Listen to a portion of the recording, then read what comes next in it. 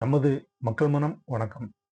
சமீப காலங்களாக தொலைக்காட்சி, பத்திரிகைகள், சமூக ஊடகங்கள் போன்றவற்றில் பெரும் விவாதப் பொருளாக பேசப்படும் ஒரு கருத்து, ஒரே நாடு, ஒரே தேர்தல் இது சாத்தியமா? வாக்கு திருட்டு உண்மையில் நடக்கிறதா? இல்லையா? அதற்கான சாத்தியங்கள் உள்ளதா?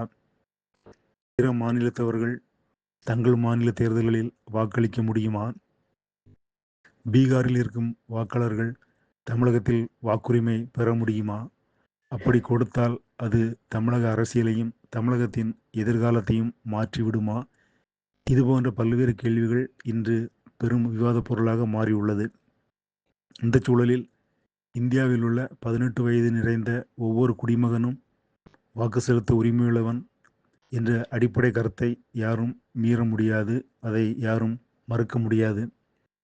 எனவே அவர்கள் எந்த பகுதியில் வேலை விஷயமாக வாழ்ந்தாலும் அல்லது தங்களது வாழ்க்கை தொடர்பாக வெவ்வேறு மாநிலங்களில் சென்று குடியேறி அங்கே அவர்கள் வீடு வாய்ப்பு வசதிகளை உருவாக்கி கொண்டாலும் அவர்களது சொந்த மாநிலத்தில் தேர்தல் நடக்கும் பொழுது அங்கேயே அவர்கள் வாக்களிக்க முடியுமா? அதற்கான மாற்று ஏற்பாடுகள் ஏதாவது செய்ய முடியுமா?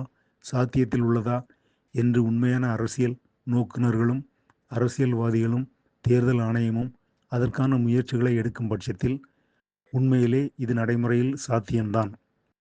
உதாரணமாக தமிழகத்தில் திருநெல்வேலி, மதுரை, திருச்சி, கோயம்புத்தூர், விழுப்புரம், சென்னை உள்ளிட்ட பல்வேறு நகரங்களில் ஒரு பரிசோதனை அடிப்படையாக பீகாரில் தேர்தல் நடக்கும் பொழுது பீகாரில் உள்ள 243 சட்டமன்ற தொகுதிகளுக்கும் இந்த குறிப்பிட்ட நகரங்களில் வாக்குச்சாவடிகள் அமைத்து அங்குள்ள வாக்காளர்கள் அவரவர்கள் வாழும் பகுதியில் அல்லது அதற்கு அருகிலுள்ள பகுதியில் சென்று தமிழகத்திலே வாக்களித்துவிட்டு அந்த வாக்குப்பெட்டிகளை பத்திரமாக அவர்கள் தேர்தல் ஆணையத்தின் மூலம் பீகாருக்கு எடுத்து சென்றோ அல்லது பீகாரில் தேர்தல் வாக்குப்பதிவு எண்ணிக்கை நடைபெறும் அதே நாளில் இங்கும் பலத்த பாதுகாப்பு மற்றும் அடிப்படை வசதிகளுடன் தேர்தல் முடிவுகளை எண்ணி வெளியிட்டால் அனைவரும் தேர்தலில் வாக்களித்த ஒரு திருப்தியும் இருக்கும். பிற மாநிலங்களின் தேர்தல் முடிவுகளில் பீகார் மக்கள் எந்த மாறுதலையும் எந்த மாற்றத்தையும் ஏற்படுத்த முடியாது என்ற நம்பிக்கையும் உருவாகும்.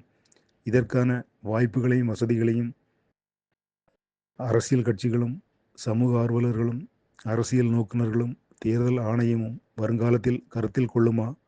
அதற்கான நடவடிக்கைகளை அரசியல் கட்சிகள் ஆளுங்கட்சிக்கும் ஆண்டு கட்சிக்கும் அழுத்தம் கொடுத்து அதை செயல்படுத்த வைப்பார்களா என்பது போக போக தெரியும்.